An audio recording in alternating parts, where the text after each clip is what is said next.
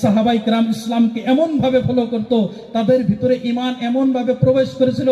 হযরত আবু তালহা রাদিয়াল্লাহু তাআলা আনহু, ইসলাম শুরুতে মদ খাওয়া হালাল ছিল, আর আরবের মানুষ এতটা মদ প্রিয় ছিল, সকালে মদ খাইতো এক আরবি, বিকালে মদ খাইতো, দুপুরে মদ খাইতো, এমনকি অনেক সাহাবাই کرام মদ খাওয়া অবস্থায় নামাজও পড়েছেন।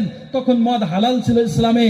যখন আল্লাহ তাআলা কোরআনের কারীমের মধ্যে মদ হারাম করে দেয়, সাহাবাই کرامের ঈমান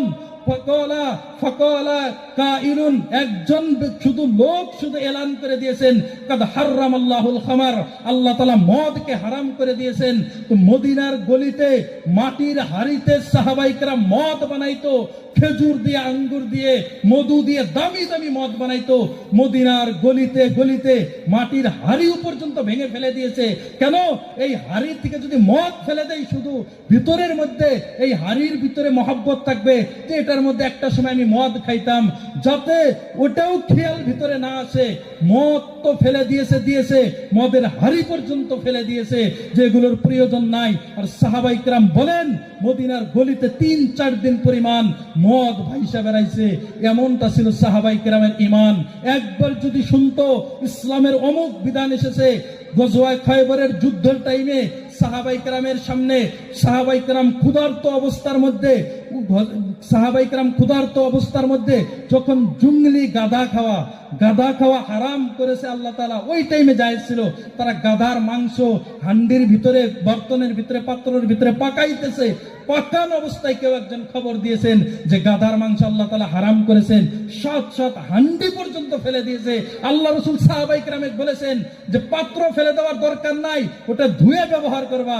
সাহাবাই کرام বলে, না, যদি বস্তু হারাম হয়েছে এটাও আমাদের কাছে বারবার খেয়াল হবে যে এই পাত্রের মধ্যে আমরা হারাম বস্তু খেয়েছি। সাহাবাই کرام এইভাবে ইসলামকে ফলো করতেন। আল্লাহ তাআলা তাদের দুনিয়া এমন যে মক্কার মানুষ ইসলাম গ্রহণের কারণে মক্কা থেকে তাদেরকে বাধ্য করেছে মদিনায় হিজরত করার জন্য। যে আবু জেহেল, আবু লাহাবরা মক্কার মধ্যে তাদের উপরে এতটা অত্যাচার করেছেন, নিজের মাতৃভূমি ত্যাগ করে তেনারা মদিনায় গিয়েছে।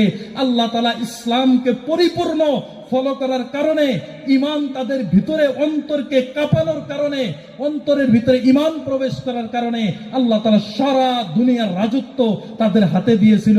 আর এমনটা দিয়েছিল, যেদিকে তাকাইতো যে মানুষ বলছে যে ইউরোপিয়ানরা, ইংরেজদের সরকার এমন ছিল যে তাদের রাজত্বকালে সূর্য ডুবতো না।